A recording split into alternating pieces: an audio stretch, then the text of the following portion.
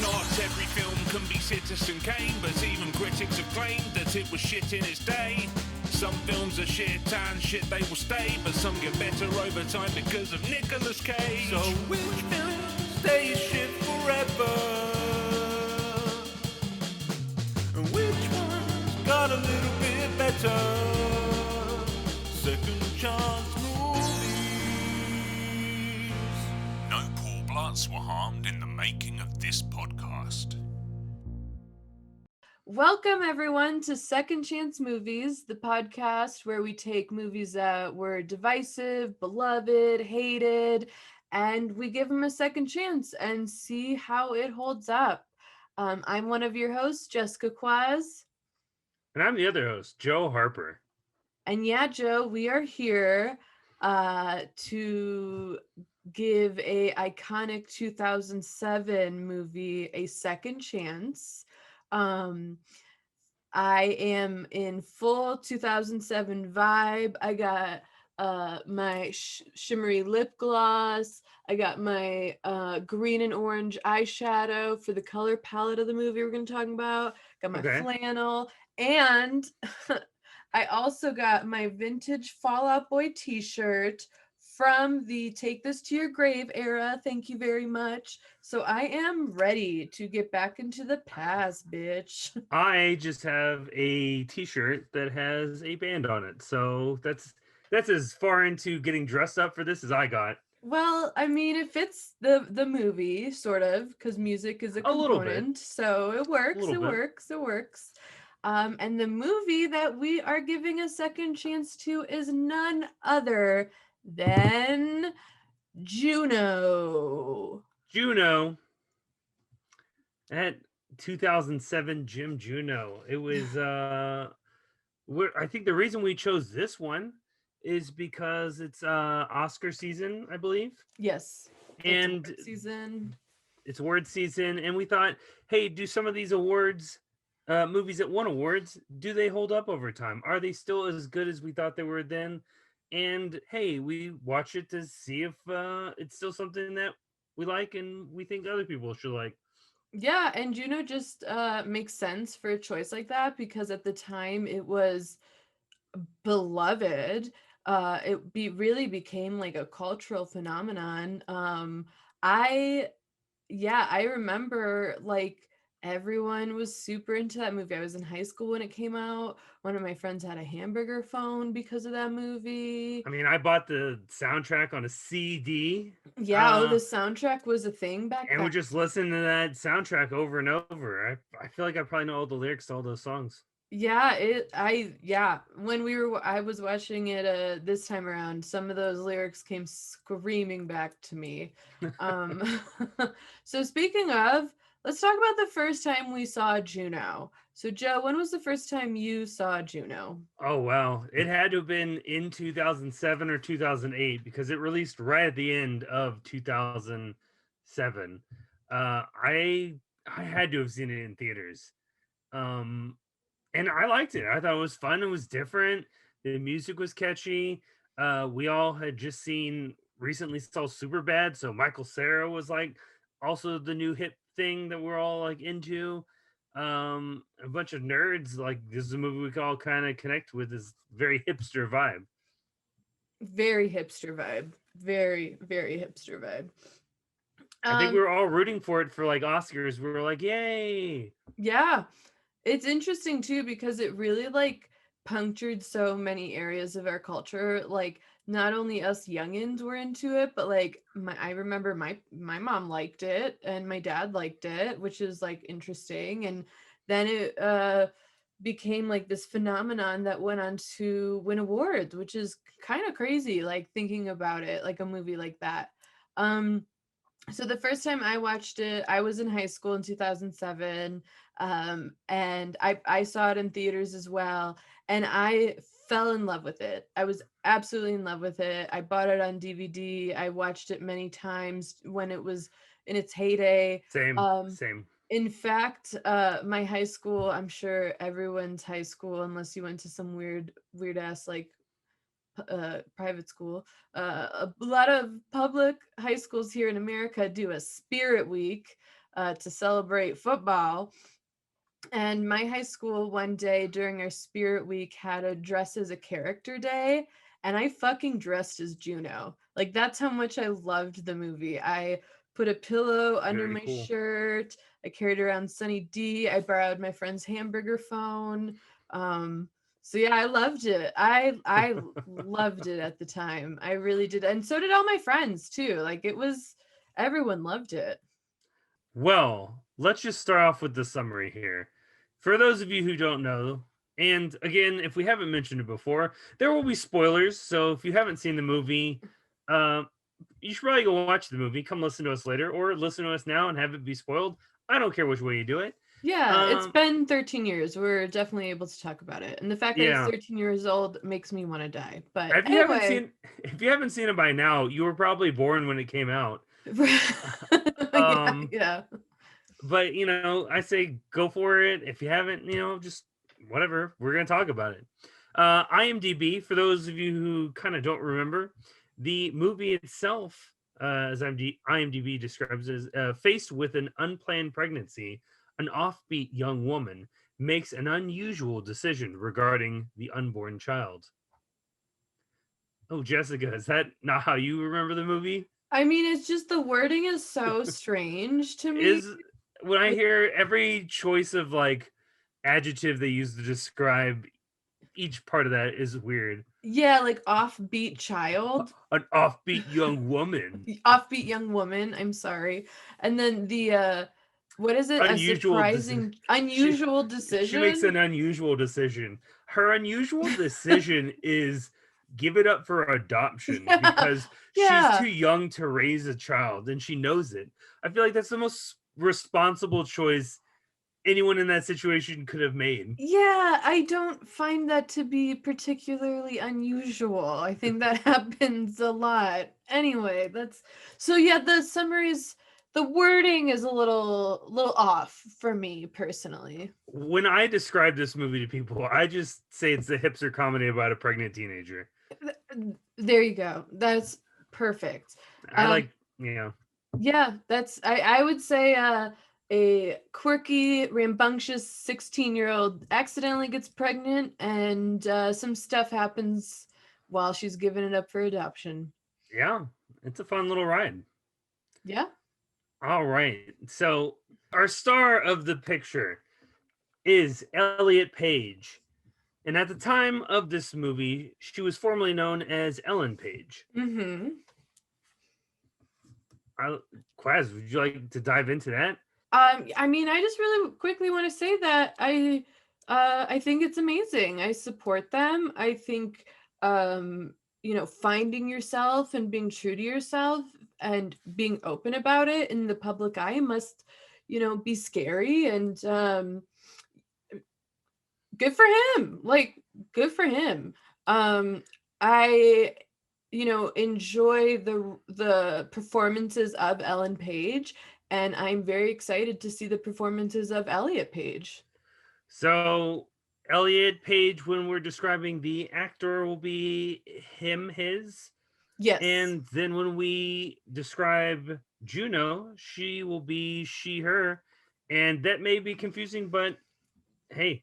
Yeah. Get on board, guys. Just to distinguish, yeah, when we don't mean to be disrespectful of Elliot's pronouns at all, but when we're talking about specifically the character of Juno, we say she, we mean Juno, the character. Yeah, it'll be tough because it's only within this last year, and Elliot hasn't really done anything because I think the announcement happened after second season of Umbrella Academy. Yeah, we haven't seen him in anything since. Yeah, so I haven't been able to talk about this actor for a while. And just real quick, for those of you who don't know, apparently Umbrella Academy is reworking the writing to go along with Elliot's decision. So that'll be really interesting to see. I think that's pretty cool. Yeah. Michael Cera plays Polly Bleecker. Mm-hmm. Now, when I first watched this movie, I've always thought his name was Pauly, Polly, because it was so like trendy and fun. Like I thought it was just a weird, fun name, like a parrot or something. And I just finally this most recent take. Oh, like Paul. That I'm such an idiot. You thought it was like Polly and not like Pauly D. The way everyone kept saying it, I always thought Polly, like Polly wants a cracker. And not only then I like read, I think they referred to him as Paul, and I was like, wait, have I never caught on to that? Man, I'm an idiot. I felt so stupid. Well, I mean, in your defense, Pauly is a dumbass name, except for DJ Pauly D. He's the only one that can pull it off. Pulling it off is a very strong statement. It's not the right adjective I would have used. All right. So Diablo Cody won the 2008 Oscar for Best Original Screenplay. So the Oscars that year had a lot of great things going for it. Some big movies, No Country for Old Men. We had There Will Be Blood. You know, I feel like it was a good year for Oscars. And like a very diverse year as well. Like not in terms of like race and sex, because the Oscars are always so white, but in terms of types of movies, because you had like, yeah, Juno, you had Lars and the Real Girl, then you had like There Will Be Blood, No Country for Old Men, Atonement, Michael Clayton, Tilda Swinton burst onto the scene with that movie. So yeah, it was a very interesting year, and so it makes it just like all the more interesting that Juno like beat all these like just became like the Oscar darling that year when you had so many big different movies there as well. It beat Ratatouille. It beat Ratatouille. Ratatouille is about a rat that is a chef. How did that not win everything? But Juno won. Juno won. So yeah, Juno was nominated for 4 Oscars, but it only won that Best Writing, Original Screenplay. It was up for Best Picture, right? It was up for Best Picture, Best Actress, and Best Director.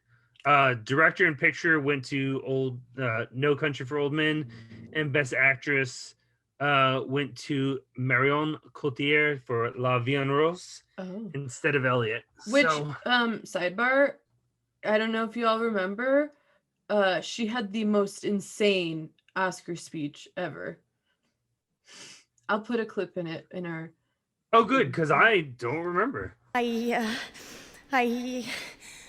Well, I thank you, life, thank you, love, and it is true there is some angels in this city. Thank you so much. It did get nominated for a Golden Schmo for Most Overrated Movie of the Year. Do you think it could have been the most overrated movie of the year? Yeah, now in 2021. I mean, it got. I feel like I think it definitely deserved that nomination because everyone was obsessed. Again, like we said, we had soundtracks to the movie. Yeah. Yikes, guys. But Spider-Man 3 beat it.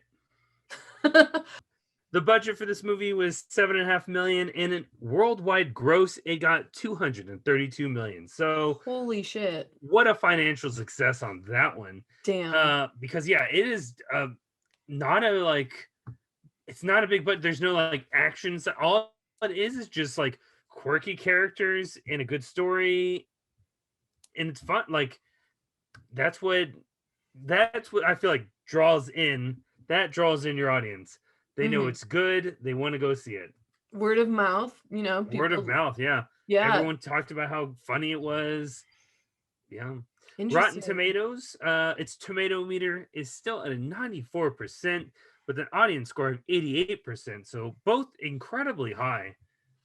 So yeah, review time, baby. I love hearing reviews. We love it. We love it. We love it. It's my favorite part of the episode. So here we go. So first off, I want to say what's really interesting in researching these reviews is that around the time that the movie came out, so 2007, 2008, the reviews were so positive. Like, this is a cinema classic. But as the years go by and people watched it over time, the reviews start to get less loving. So I just thought that was interesting. Just wanted to throw that out there before I got into it. But let's hear what the people had to say about their first time watching this movie, their first chance, if you will.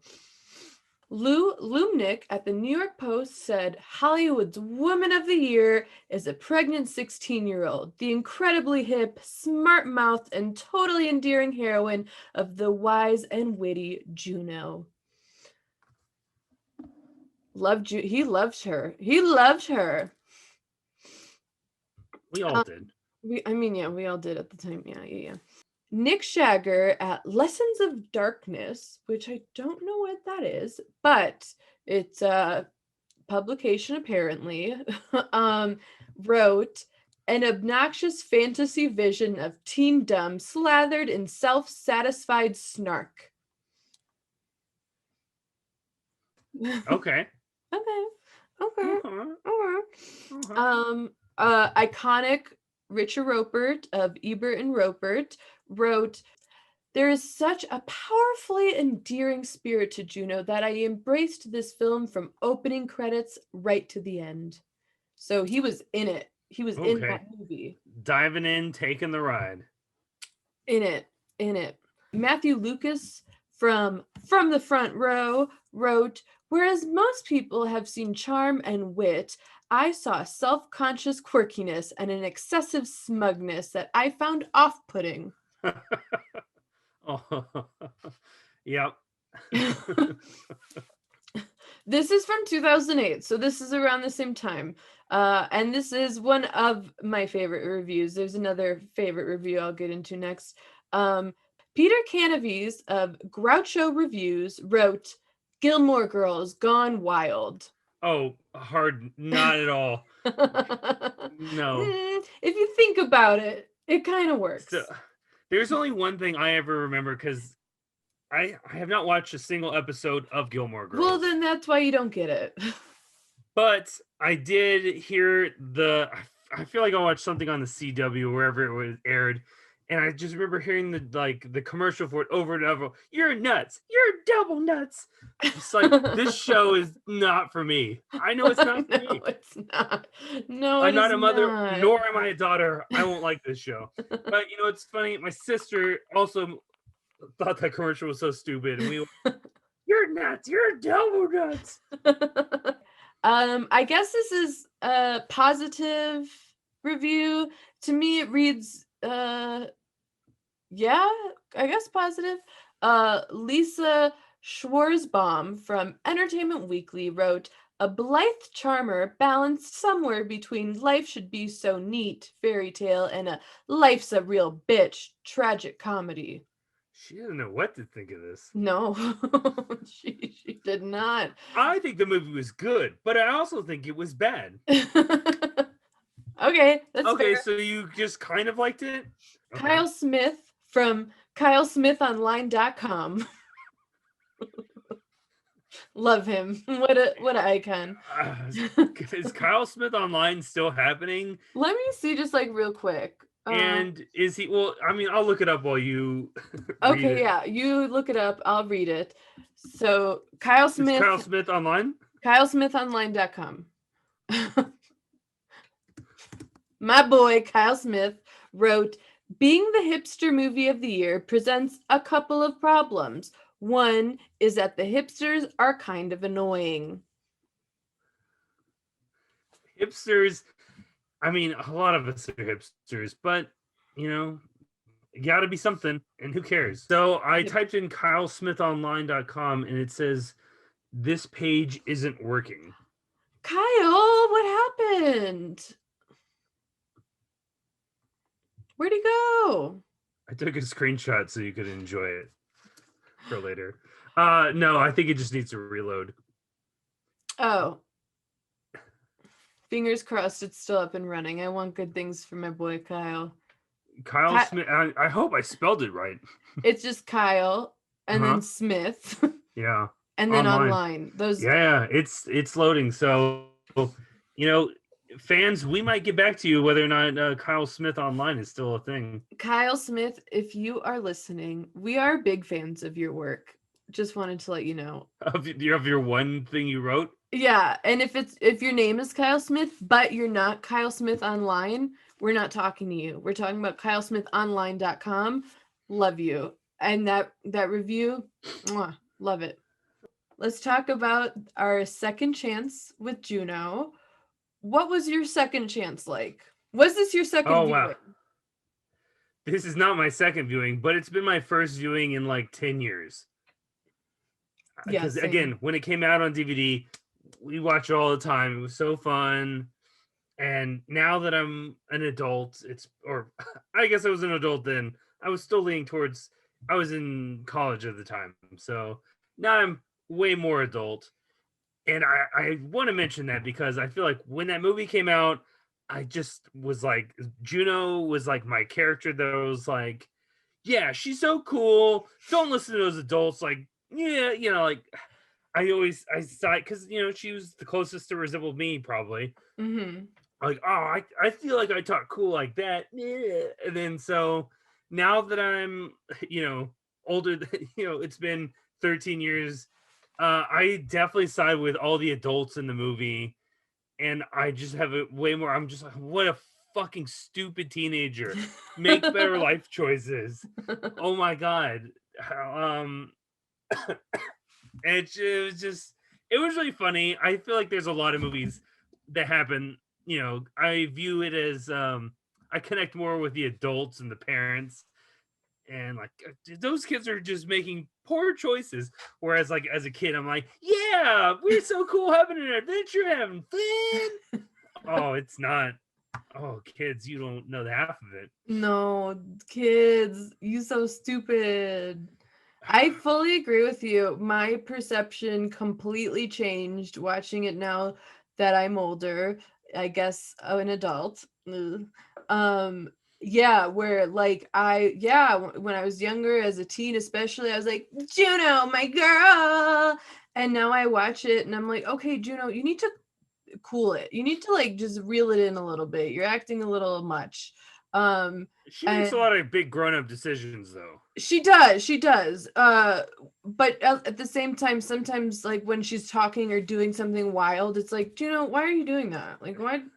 That's unnecessary. Calm down. An age range where everyone's making stupid choices. It is. And like, I guess one thing I like, even though I find her to be like less relatable because I'm not a teen anymore, like it's an interesting balance because when you're a teen, especially like I know this, I did this, like you have to act like you're so cool. Like you are so cool. You're so cool. So like there were a lot of things she did where there was a lack of like vulnerability and she was just like doing quirky things because like she had to hide her insecurities and show that she's like so cool.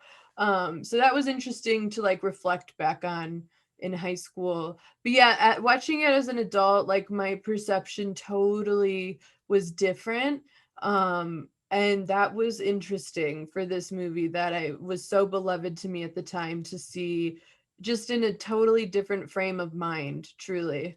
I think that's the one big overarching thing we'll probably be talking about as we give opinions about this movie.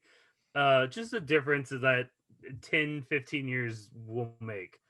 Yeah, it's interesting because it's like time doesn't like work for this movie. Not that it's like, like a shit movie after so many years, but it's like, wow. I think it's still a good movie. I just think our perspectives as humans, thinking as a teenager and then thinking as, mid-aged adult. Mm-hmm. Not Young a girl, adult? not yet a woman. Yeah, I'm not yet a woman. Free Britney. Anyway, yeah, it's interesting. Like when I say time's not really on its side, it's like how you perceive it is different from when it first came out, depending on the age you were at. So that was kind of jarring for me, actually. I wasn't expecting that going into this, having like such a different kind of viewpoint on the whole movie because I'm older now. Yeah, especially when she's like giving or she's meeting the adoptive parents for the first time, Mark and Vanessa, they've got their lawyer ready to sign papers to like Juno, when this baby comes out, it's ours. She's like, whatever, I'll sign it. I don't care. Like, I'm gonna give it to you. Like, dudes, like, come on. And I just like, I think as a kid or as a teenager, I was like, yeah, dudes, just let her, like, she doesn't want a baby. What do you, and as an adult, I'm just stressing out. I'm just like, oh my God, those poor, because they mention a line where there's like, we've been through this before. And I was like, oh man, they absolutely need this lawyer to make sure. And oh man, it's Juno just does not get all the things that the history that they had. Right. Oh. Because she's a teen, and teens are fucking dumb. And sidebar, this storyline almost happened on This Is Us when we watched it last night. Oh, yikes. I didn't know you watched that. I sure do. You can talk to my mom about it. She's constantly asking me if I watch This Is Us, and when I say no, she goes, "Oh, you really should." So I would love to talk to Dawn about this. Dawn, does she have my number? She can call me up. Dawn, we'll talk for hours about the show. The whole Pearson family. I need to talk. Oh man, there's so many. It's a family show. You gotta get into it. Let's talk about. Do you want to start off with what we liked or what we didn't like? This is hard for me. You decide, because I have thoughts on a lot of things. You know what? I'd rather end it on a good note. Let's talk about the things we didn't like. Okay. And end it on a good note this time, because I feel like this might have an equal balance.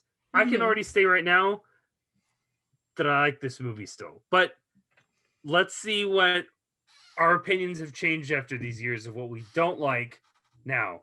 Okay. So you said you like this movie still, but what is something you don't like about this movie now? The first like 10 to 15 minutes, I cannot stand. It's all this like we were just talking about it earlier with Rainn Wilson's character, Rolo, where it's just this like overly witty dialogue that real human beings aren't that witty and don't talk like that for like every sentence they say. Again, let me get into it. Oh, I gotta Honest to blog. Honest to blog. Honest to blog. Your ego is prego. Honest to blog was obnoxious. That was obnoxious. Oh man, where's Paulie is totally boss. He's the cheese to my macaroni. That's not the first 15 minutes, so no. I don't want to talk about that. But like, your ego is prego. What's the prognosis? Fertile. Like, I think when that came out, I was like, this is so fun and different. And I think that's what we all liked. That it was very different from anything else we've seen. So that's why we liked it. Right. Now that I feel like probably a lot of things have copied this movie throughout time, this has just gotten obnoxious. And like, it was a fun, like, it was fun because it was different. Now, like, oh, that's just obnoxious. Stop this. Luckily, after like 15 minutes, they toned that down so much. And I really like the rest of it. But like the first 15, it's just the dialogue that's just overly witty that I just needed. It was too much. Which, was it Kyle Smith online that said that? Yeah, the hipsters were annoying. One of them said it was like a little too much. And that's what I think. It's just trying so too much. Yeah. Are you cool with that? Wizard. Oh. Jesus One of my favorite early lines, favorite in an ironic sort of way, is when Juno calls her best friend to say, like, I'm pregnant, and her best friend goes, Juno? And Juno goes, no, it's Morgan Freeman. Do you have any bones that need collecting? And it's like, what fucking teenager would reference the bone collector? You what? But yeah, at the time I was like, oh, she's so funny. Yeah. Yeah. Oh, yikes. Yeah, the hamburger phone, it's a cute visual, but like, oh man, I do like a line where she I can't hear you on my hamburger phone, and just like shakes it, like, and she's maybe talking, that'll help. Not talking to the abortion clinic Oh, too. that's- Oh, I can't hear you. I'm on my phone's shaped like a hamburger, and I just think it would be really funny if the story was from the abortion clinic's the receptionist point of view. Like, what is this? Like, we didn't know who Juno was. Just like hamburger phone. Yeah. But we get the hamburger phone, and I don't think we get any other goofy like prop. And I feel like that's weird that we had the one goofy prop and then no other goofy props. That's true. We have a lot of like weird motifs, which isn't this isn't something it's not like something I don't like, but it did kind of like watching it now, like I was like, why are we constantly using these same things? Like for instance, like the track team is just always about, and there's some sort of motif. I don't understand what the motif is. They're referenced a couple times, and Polly Bleeker's on the track team. But yeah, like every time Juno's out and about, there's the track team, like every time. And and at the time, I like, when it first came out, it was like, oh, this is just like a stylized little weirdo thing. But now I'm like, what's the purpose of having all these boys run around? I think it's just to display all the pork swords. They do talk about their pork swords, but there's Funny visual. Yeah. So that was weird. I've noticed furniture is a motif as well. Like it all started with a chair, and then at the end, it ended with a chair, which I kind of liked. I thought that was interesting. But like, That's why I have that chair. Look at it. That was my little decoration. I put that chair there. Aw, for Juno. Pretty lazy with my decorations. I put an old school rotary phone as a homage to the hamburger phone. Oh man. I really wish I was eating a hamburger right now to my homage to hamburgers. Oh yeah, that would have been good. So yeah, that was interesting. There were just interesting motifs that like I didn't pick up on because I didn't go to film school before the first time I saw this movie, but now I know what a motif is. Oh, fancy. All right, so the first 15 minutes is rough. What did you not like? So on that note, I did not like the teens' dialogue, which is what you were saying about kind of the first 15 minutes. It's very gimmicky now to watch it. Like watching it in 2021, like I remembered like none of my friends actually talked like that. And that was one thing like people would talk about like with Juno, was like they capture what it's like to be a teen. And it's like we never said honest to blog. We never said like for shiz or whatever. I feel like I was definitely quoted once. I said being pregnant made me pee like Seabiscuit. Oh yeah, well, but that's the interesting thing was there were lines that like my friends would take and use, but like before that, like we didn't talk like that. Yeah. But and I get that it's supposed to be like a very stylized type of dialogue. But like as you were saying, it's really heavy in the first 15 minutes, and then after that, it kind of like dies down, and we get a little bit of it throughout, but like it's the first 15 minutes where it's like we're gonna speak kooky, and then kind of like it really sets a tone for the movie. It does. And at the time, first watching it, I loved those first 15 minutes, and now I'm like, oh, this is so different and fun. So weird. And now I'm like, okay. But see, the thing is, like, if it was a stylized dialogue, don't only have it heavy in the first 15 minutes. Don't even have it heavy throughout the whole movie. Just have it be how people talk in the movie. And it doesn't even have to be the adults, like, because the adults aren't going to be saying honest to blog. Like, duh. I hope not. I hope not. Although an adult does say fertile myrtle and ego is prego. So yeah, but he acts like a teenager. Yeah, he's a weirdo. But like I just feel like there should be some more consistency with this like stylized piece of dialogue. Which honestly, I would say the stylized dialogue is kind of like what helped Diablo Cody like and get recognition. But yeah, now watching it, it's like it's really heavy in the first 15 minutes. And then kind of dies down, and then sometimes it's sporadic, and there's some parts where like they're funny, like later on in the movie there is some really funny like weird quirky things that Juno and her friends say, but it's not like consistent enough for me to appreciate it anymore, if that makes sense. So I don't like it anymore, which is weird because I loved it. Yeah. Let's see. What else did you not like? Okay, you ready for this? Because I'm ready for this. Sure. Rip that Band-Aid off. Polly Bleeker fucking sucks. He fucking sucks. Sucks. So, my opinion might be slightly different, but why do you think he sucks? He is a shit. That little shithead. First of all, my God. He really like just ignores the entire thing and never even once like checks in on her. Like she always is coming to him. He's never like, hey, how you doing? Like, what's going on? And when he first, like, when she first tells him, I'm pregnant, he actually is just like, oh, yeah, what do you, okay. He never, like, again, never asks, like, well, what do you, well, he does say something like, how do you want to handle it? And he's like, she's like, I think I want to nip it, meaning an abortion. And he's never like, okay, like, what can I do to help? Like, what do you need? He's not a good partner. He's not even a good like friend who got her pregnant. He's not supportive at all. I think that's one of those issues of, because it's a lot of like tell and not show. Mm-hmm. Because they mention a lot of times we're good friends, we're best, like he's the coolest dude, like we really don't see them interact too much in the movie, except her giving him information about what she's going to be doing. Yeah.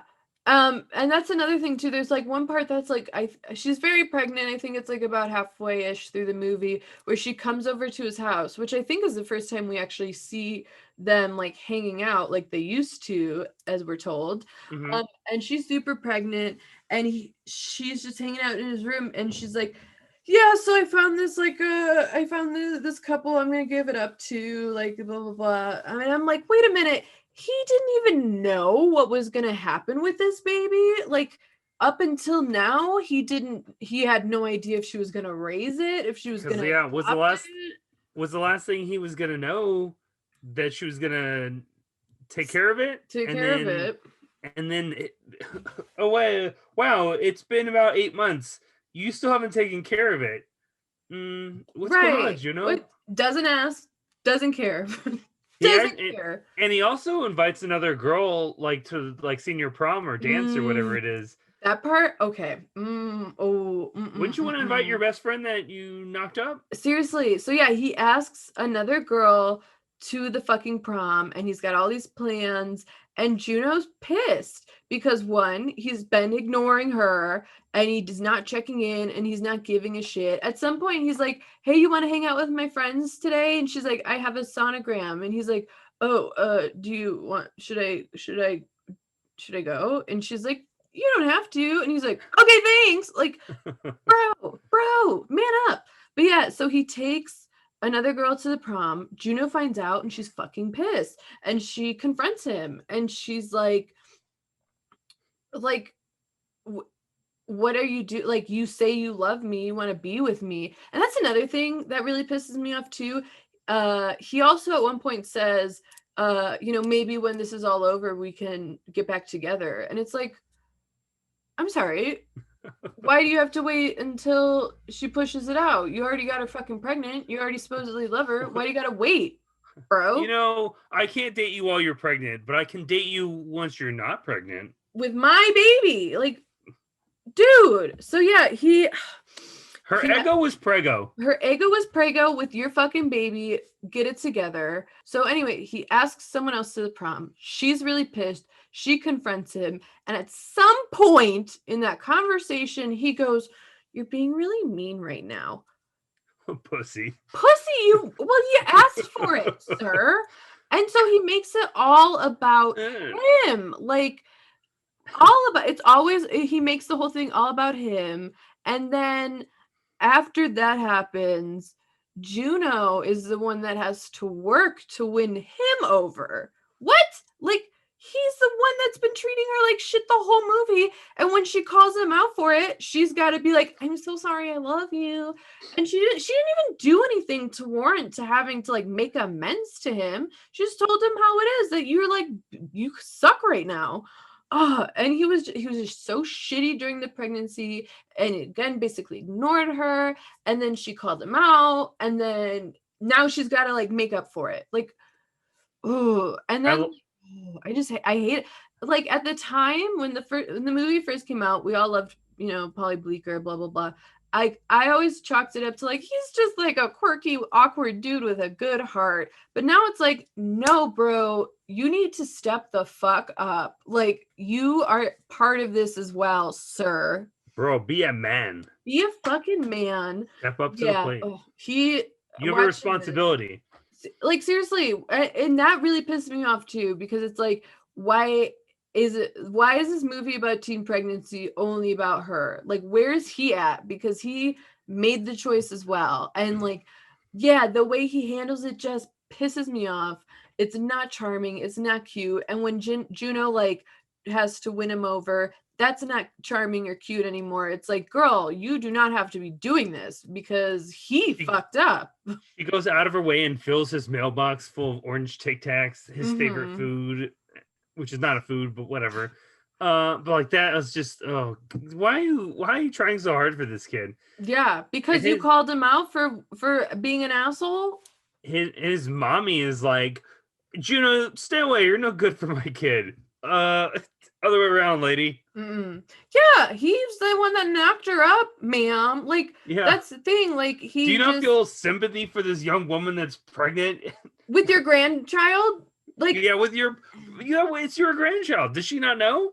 Like, seriously, like, it just really annoys me. And at one point, like, Juno says something like, at least you don't have to like have the evidence under your sweater when it comes to them like having sex. And it was like, yeah, he's kind of just like scot-free from like this reputation of like, oh, Juno's pregnant, and like, don't have to worry about that.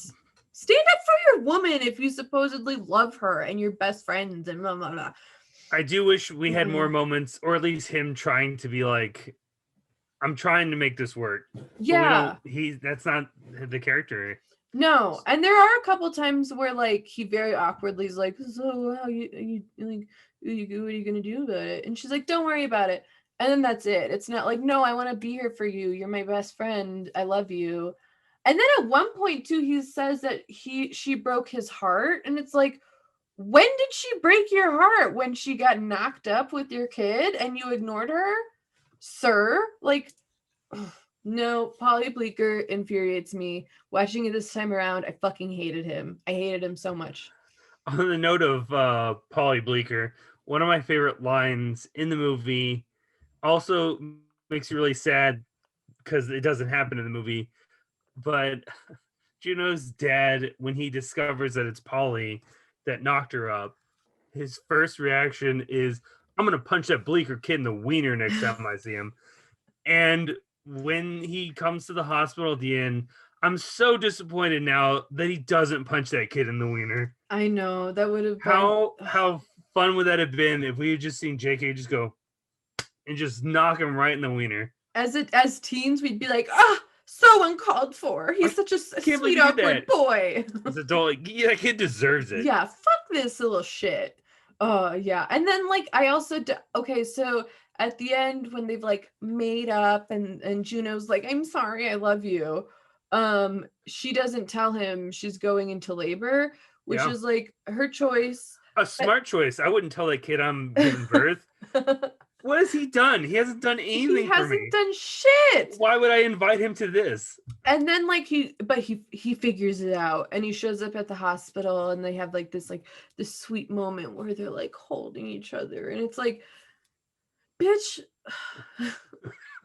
Stupid teenagers. I hate stupid teenagers. Like, and yeah, at the time, like as a teen, I thought like, oh, he's just a little awkward boy, but he loves her. Like, no, he's a bad dude. He's fucking toxic and gaslights her, and he sucks. I hate him. So one thing that I don't like watching it now as an adult is sort of the lack of conflict that Juno has when it comes to the pregnancy itself. Um, there's conflict with like, what is she gonna do? She feels awkward and weird and like, but pregnancy is not like, oh, I'm just big and like it's fucking rough. And we really only see her like have like any sort of like morning sickness type of thing like once. And there's even a line she throws up in the vase. in the vase, yeah. And like does it and again, as an adult now, I'm like, fuck you, kid. Like, right? That's so rude. Someone else has to clean that up. What your the fuck? stepmother is a nice person and you're just an asshole.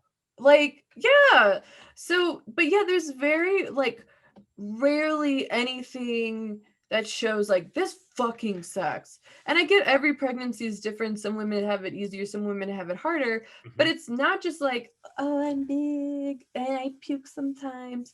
Like I wanted to see I now in 2021 I would have liked to see more of like, oh no, this fucking sucks. Like this, I'm in pain, I'm heavy, I my back hurts, like just more of that. It felt like at times it was glamorizing pregnancy just a smidge. I think maybe because again that might have taken focus away from like our meat and potatoes of the story, which is like her giving it up, her relationship with these potential foster parents. Yeah, you could be right. It felt at times that like they were really glossing over the fact that like it's not as hard for her. Right. It's like a super easy pregnancy, even though she's a teen and she's got a tiny little body. Like, okay. So yeah, I don't know. Like when I was reading reviews for this movie, that's one of the things that I think I kept reading about was how just like there's no confrontation for anyone. Which I think I kind of like. Because it's kind of like when she tells her parents, hey, I'm pregnant, their first reaction isn't like, what the fuck? Like they aren't yelling at her, they aren't mad, they're just kind of like, oh crap, well what do you want to do? Like they're very understanding, and I'm like, we've never seen that. Like I feel like every other parent would have screamed at them, you stupid kid, why did you get pregnant? Yeah, I agree. That is something I don't mind watching it now, is like, yeah, because we've seen like the melodramatic, like, I have to tell you something, I'm pregnant, and but yeah, they're like, okay, way to go, but now we got to take care of this, so let's figure it out. And I don't like, when I say lack of conflict, I don't want Juno to like be going to high school and being like, that Juno slut. Like I don't, because we see that in real life. Like there were a few pregnant girls at my high school. I get it. I don't need that. I've seen that. But yeah, just a little more. It doesn't even have to be like a main focus. Just like maybe a couple more lines of like, fuck, this sucks. Like pregnancy is hard on my little teen body. Because yeah, it really does make it look kind of like effortless. So I didn't love that this time around. And then I do have one more thing that I did not like, but we are intended not to like it. But this is where my age comes into play, from the first time I watched it till now. The Jason Bateman character and Juno's weird relationship. Now, again, we're not supposed to like it. It's fucking weird. It was weird then, it's weird now. But one thing that really weirded me out was reflecting upon when I first saw it as a teen. I thought that it was completely innocent up until it gets weird. Like I remember thinking like, yeah, this guy's cool. Like, they're watching movies together. Yeah. They're listening to cool music. Yeah, they're just like bonding. She's gonna give the baby. He's a friend. He's a friend. Like I didn't find it as creepy and sort of like grooming and predatory. It's very much a grooming feel to it. Yeah, and like I didn't catch on to that as a teen, which really, that's what I didn't like, was like feeling like, yeah, no, teens are very much impressionable, because I'm watching that and thinking like, that's fine. Yeah, He's a they're cool having a good time dude. until he Yeah. like puts his hand on her hip. Oh, dude, what are you doing? Yeah, and then he says something like, well, what do you think of me? And it's like, Yeah. like he tells Juno, I'm leaving Vanessa. I'm leaving Vanessa, before he even tells his own fucking wife. Like, Yeah, that was a Band-Aid rip for her. She had no idea. Right, because she, again, is an impressionable, naive teen and thinks like, we're buds. You know, we like the same music and horror movies. Man. But no, like that, I mean, again, we're never intended to like it. Definitely not. But this time around, it was just like way more present for me, seeing like, oh shit, this is so wrong.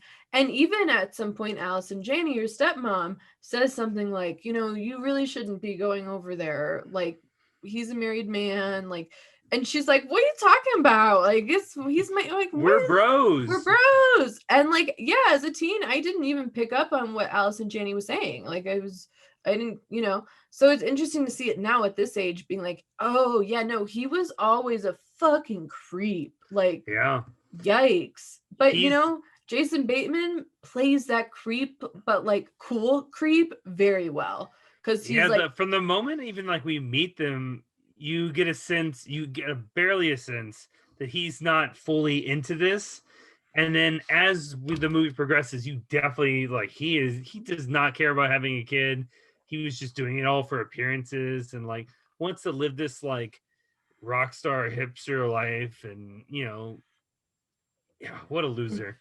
Yeah, no, I mean, there were things I picked up on this time around because I see more of like the adult perception of it, where like when she shows him the sonogram for the first time, he's like not even excited. He's like, okay, oh, but I didn't pick up on that. But yeah, he's so good at being this like man-child weirdo baby. Yeah. But yeah, like again, we're not supposed to like this. It was never intended, but for me watching it around, it was even more like, Juno, go away. Don't do this. So this movie, you know, Diablo Cody made this work really well. Because like, it's crazy that as children, we were oblivious to it. And now as adults, it's very obvious. And like, what are you fucking doing? Right. Yeah. Dude, she's 16 or 17. No. Yeah. Even if she wasn't pregnant, giving you the daughter. No. Yeah. Even if you weren't married, stop. No, she's 16. Don't be alone with her. Like, no. And there are times too, very subtle moments that again, I didn't pick up on as a teen, but I picked up on now where like Vanessa, Jennifer Garner's character, will like come home and she's like, Juno, what are you doing here? Almost like, shit, what is my husband doing to this teenage girl? And he'll come in and be like, oh, she just came to show us the sonogram. Isn't that nice? like kind of like covering for something. The first interaction, he covers it up pretty smoothly. And Juno's even more like, oh, I was just showing the sun. Like, no big deal. But then she doesn't know. She's oblivious. The second time they're kind of like that, Juno feels really guilty because he just like made a move on her and she's super uncomfortable. And Garner can like recognize like, oh no, I don't like what's happening. Yeah. And that's a segue to things I did like. I do like that Jennifer Garner and Juno, like they stick together. They make this kind of funky, quirky, almost like a sisterhood where, yeah, when she can tell something's up, she's not accusatory of Juno. She's not like this slut and coming into my husband. Like she's immediately like, what's wrong? Are you okay? What's going on? We typically don't get that in movies. Yeah, it is always like, for some reason, when there's like infidelity happening, the partner's always accusing this new person. No, your partner is the bad person for doing this thing. Yeah, I did like that. Especially not this 16-year-old who's carrying the potential baby for you. And oh man, so yeah, I think Garner's everything about her in this movie I just like. When they first meet her and she's like super eager and excited to like be a mom, and you could tell she's so like she has waited for this her entire life. And Mark hasn't, but Vanessa's just so excited. And then I think even like when she runs into Juno at the mall, she's kind of like, oh, I don't know if I should talk to her, but like I'm so excited to hear about this like baby.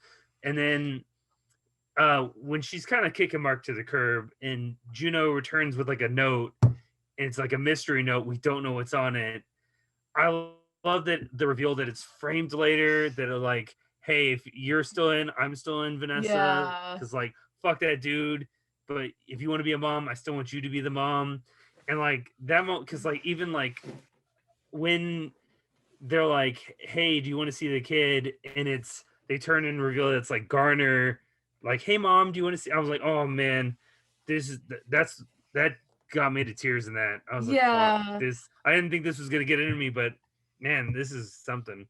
I want to, so moving on to things we like, because you already did, and she's on my list, is Done with Jennifer. things we hate. The Then rest we of it things we is fun. Yeah, Jennifer Garner was so like underrated and like really not given enough attention for her performance in this movie, because she is, she's very subtle, but she's giving you a lot. She's giving you a lot of emotions of like, yeah, excitement, like I want to be a mom, but I'm nervous this might fall through, like maybe I won't be a good mom, like I'm trying to make this work. You can tell like she's very maternal in a very like subtle way. Again, when like Juno comes in, like, can I get you anything to drink? What would you like? Are you okay? Like, just she's already has this like maternal vibe, and you can tell like she wants to be a mom. This is what she wants so bad, but it's not done in a way that's like shoved down your throat, where it's like, okay, girl, we get it. And I also like too, I like the fact that we don't know why she can't have her own children. Yeah. Because that's not really part of the story. And I think it would have been melodramatic if she was like, I can't have my own. But like, her performance is so amazing that I wish it was like at the time given just as much of attention as Elliot Page got, because it's really like, just like some of her facial expressions are so like sometimes heartbreaking, and then sometimes like you just want to like have the best for her. And yeah, Poor Vanessa, just pat her on the back and I give her know, a nice like, hug. it's gonna So be sorry. okay, you're a lovely person. I find it really sweet when like you mentioned the mall scene, when she's like, can I touch your belly? And Juno's like, yeah, of course, come on. Yeah, I don't care. Like I'm a she teen. I grabs her, don't get yeah, this. I don't fucking I don't care. understand what's happening. And she's like, the baby's not kicking, and Juno, again, they're sticking together. Juno's like, well, maybe helps, like maybe talk to it. I've heard that helps. And she does. And it's just a very heartwarming moment. And then yeah, like I love at the end when the whole like adoption finalization, when the baby's given to her, is done so in a way that's very like casual almost, where like we don't see Juno being like, my baby. Like at one point, she even has a voiceover that says like, he never was ours. And then we cut to Vanessa holding the baby. And I just, yeah, like. And we also get like Allison Janney at the hospital too. Like, Yeah. you look like a mom. Like, oh, I was just like, I couldn't. I was like, oh man, this broke me. That moment broke me. It was just so like heartwarming. And yeah, like you mentioned, the note that Juno writes goes above the baby's crib, where like they're earlier in the movie, Bateman and Vanessa were talking about like that's where their family photo will go, and that's the family photo that it's just like, yeah, it just tugs at my heartstrings, the whole like and at the time as a teen, I thought like Vanessa's kind of lame. Like she's kind of stuck up and like, fuck Vanessa. Fuck Vanessa, calm down. But now I'm like, wow, like she really, like she's been trying, and she finally is getting the thing she wants. But all the complexities of motherhood. Am I going to be a good mom? Is this enough? Like, can I do this? Can I not do this? So I love her performance in it. Like it's just so great, and she gives you every range of emotion in a very like natural way. And speaking of her too, Allison Janney and J.K. Simmons, their performances are fucking great. I loved them in this go around. I honestly, like, all the adult performances were really fucking incredible, but I liked, like, Allison Janney and J.K. Simmons, besides Jennifer Garner, were probably my favorite actually Yeah. now, because they're just so funny, but in a very, like, natural sort of way. They have very, kind of dramatic moments. One of my favorite scenes probably in the whole movie is when Juno and her dad are talking about, like, love, and, like, he basically gives it to her straight, like, I don't know if two people can be together forever, but if you find someone that accepts you for you, that's enough. I think he says something about, like, on your worst day, if they can see rainbows shooting out of your ass, that's good enough. Or, like, I just love Just that. like sweet, supportive advice, and like, Mhm. because I think his character previous to this movie, and we don't even mention her original mom or her birth mom. Hardly, yeah. Yeah, he's been divorced, and so like Juno, it's been him and Juno, and then I think, has been married to the Allison Janney's character for about 10 or so years. Mhm, a little So while. she's definitely been Juno's mom for a whole long time. But I love that she's not, especially Janney's character, she's not like, oh, evil stepmom or No. grouch stepmom. She's just like a nice, sweet woman that's like, they don't get along 100% of the time, but like most family. But, like, yeah, like mothers and daughters. But she stands up for her all the time. When they're getting the ultrasound, and the doctor just makes a super judgmental like remark about, like, oh, well, she's a fucking teenager, like this is gonna be hard for them. And Jay's like, you know what, shut the fuck up, like, don't you talk to her that way. And I was like, yeah, eat shit, doctor. Right. Fuck you. Who are you to talk to this poor little girl in this just bad circumstance? You don't need to guilt her about getting knocked up. Right. I like too that, like, yeah, we've seen a lot of, like, stepmom and stepdaughters, like, you're not my real mom kind of, like, vibe. But for this, it was, like, very supportive, very dynamic. I mean, when Juno tells her she's pregnant, and after the initial freak out, Allison Janney's like, okay, well, first of all, we got to get you this, we got to get you prenatal vitamins, we got to get you to a doctor. Like, she's like, okay, I'm gonna help you. And yeah, she's always there to support her, always there to help her.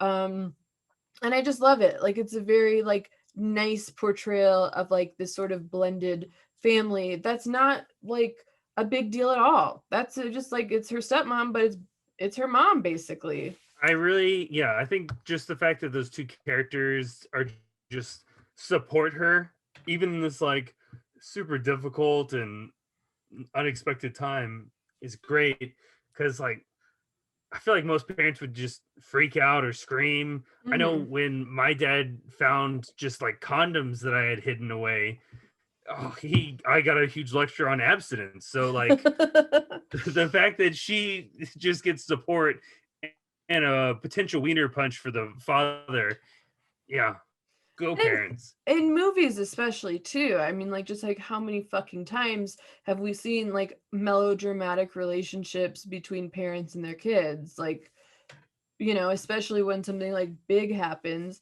and yeah, they're not like happy about it. They're not like, cool, you're pregnant. They're pissed at first. They're like, I thought you were more responsible. What are you doing? Who are you? Yeah, like, girl, what did you? But then okay, they're like, well, all right, is well, the situation. we're in it. We gotta figure this out and deal with it. We can't undo this. So one thing I really like about this movie is its music. Yeah. Not necessarily so much I would listen to on my own now, but I feel like it creates such a fun tone for this movie that still holds up. And because I bought the soundtrack and listened to it all, rewatching this movie is almost like a sing-along. When every song comes up. Yes. The wife and I were just like singing along to every song, especially the song. I don't think we can legally sing it here. Copyright, but I don't think we can. the end song, we were singing the Oh yeah, word end for song together. word. Yeah, that Mhm. again, that's one that came screaming back, and it's like, yep, yeah. Because that I song was think, fucking everywhere. That song was a big deal because of this movie. which is, I feel like it's super weird because the music that plays is not really any of the music that Mark and Juno talk about at all. No, I not at feel like their all. taste in music have nothing to do with the rest. Like I was like, and I don't like. I this is what I don't like. I don't like that. Like their tastes are so drastic because like the older guy is really into like the '90s, and the teenager is into something that was way beyond him, like in the '70s. Like, can we get this worded around a little better? I just there's something about it. I'm like, I don't get it, guys. Yeah, I kind of But the music's fun. It has a fun vibe through it.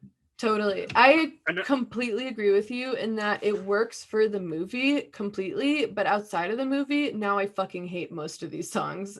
Like, they're just not for I me. still love All the Young Dudes. That's a And good that's one. a song I'll play that all the time. That is a good one. There's a couple I would listen to like outside this movie, but this time watching it, I was like, wow, no, these songs are not it at all. Like it works, but it works so well. The soundtrack works so well for the vibe for like this movie. Yes. But outside of that, I'm good. Another thing I like that you kind of, I think, barely mentioned, but I think it's why I really like all the costumes in this movie. I Mhm. think all the costumes give the characters a very like I don't need to even hear them talk. I can see that costume. I know exactly that type of person, which is probably why you and I, when we were younger, thought Vanessa's stuck up. She sucks. Yeah, It's she's got like a collared shirt on, lame. collared, where like Mark is like, flannel shirt and just like loose like band shirts. Dad is like tucked in shirts into his jeans with white sneakers. I was just like, oh my god, and then I think the track uniforms where all the pork swords are flopping around, and they're just like the red and yellow are just, I think, iconic. I can see that uniform. I'm like, Juno. Yeah. I totally agree. And that's actually something I didn't really write down as something I like, but I did because it also like early aughts fashion was fucking horrendous. Like horrendous. And this movie is a perfect time capsule, especially what like Juno and her best friend are wearing. Like, It oh is a my time God. it's a time capsule that doesn't like irritate me later. I'm like, that's cute that we have this. It irritates me because I would wear shit like that. Like a skirt over jeans. Like, what the fuck were we thinking with like a zip up hoodie? Like, my God. So, but yeah, it works though, because you're right. Like, everyone has this very distinct kind of outfit fashion look to them in a time where fashion was not the best. That's for sure. So, is there anything else you have to say about what you liked or didn't like about this movie? Yeah, real quickly, I just want to touch on like one thing that I really like about this movie overall is what it did for indie movies. I mean, we were Yeah. talking about the big box office numbers before. And the year prior, we had Little Miss Sunshine, that was also like an indie movie that performed very well. But Juno, I think, really did help put uh, independent filmmaking, also quirky filmmaking, sort of to the mainstream, especially with how we all took to it, the awards it was nominated for, and also just like helping push the slow moving ball towards uh female storytelling and filmmaking and stories about women Yeah. because I feel like this definitely helped project that. yeah, because at the center of it, it's not only about Juno, it's also about Vanessa. And those two, their relationship. And yeah, Diablo Cody winning a screenplay about a movie about a girl. Like, so I mean it's a slow moving progress to get female Too movies slow. made. It's way too fucking slow. but it did do something for that. And yeah, I think it did a lot for, like I said, quirky, different kind of movies to be put in the mainstream and shown that like you don't need a budget of like millions upon millions upon millions of dollars to get a success. You can make something small with a lot of heart. And I think that's the thing that gets this movie going is how much heart is in it, because Mhm. you feel for Juno, Vanessa, you know, just the need for making sure this future baby is going to be looked after and cared for. Mhm.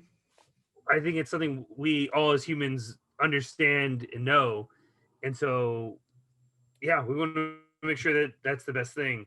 Mhm. Yeah, I think that this was a movie in the early aughts, in the at the beginning of this century, that showed us like you don't need a massive budget. If a film has heart and soul, it can be good. So I do respect it in so many ways for that.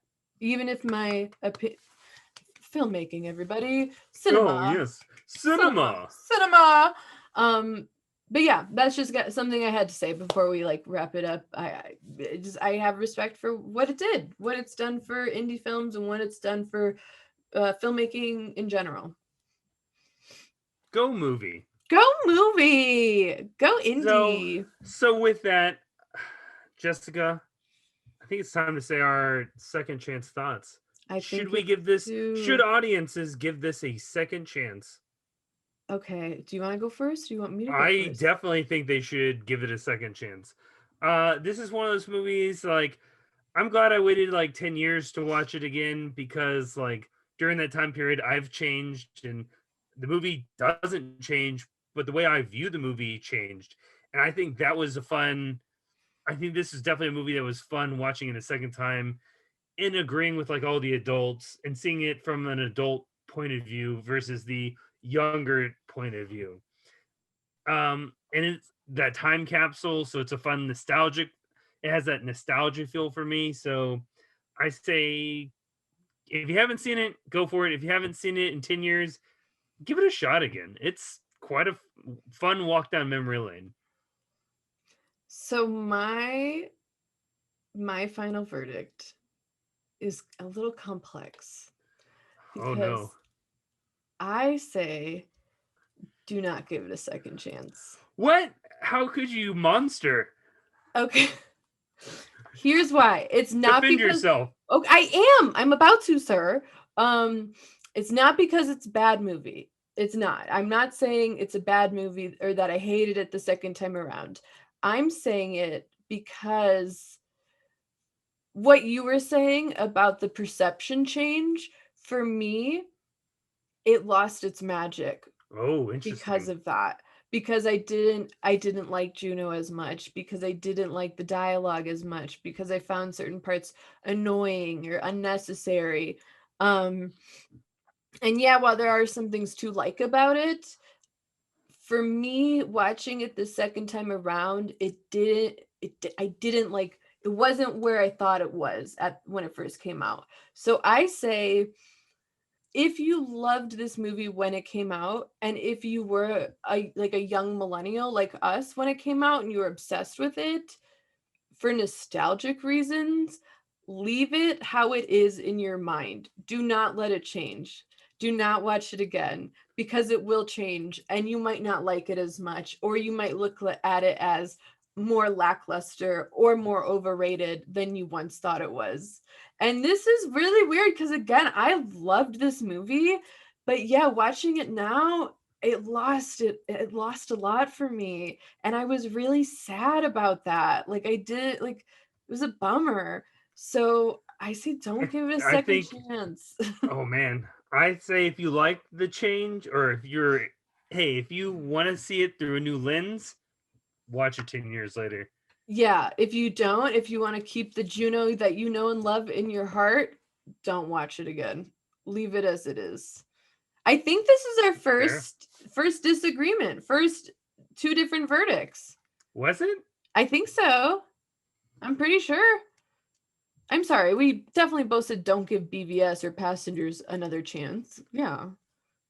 I'm glad I gave it a second chance, but hey, you be the deciding vote. If you thought, hey, it was fun just hearing these two goofballs talk about it, kind of reminded me, you might not need to see it a second time. Who knows? But hey. Yeah. Or if you are interested, see it again. I don't know. You kind of be because we can't agree.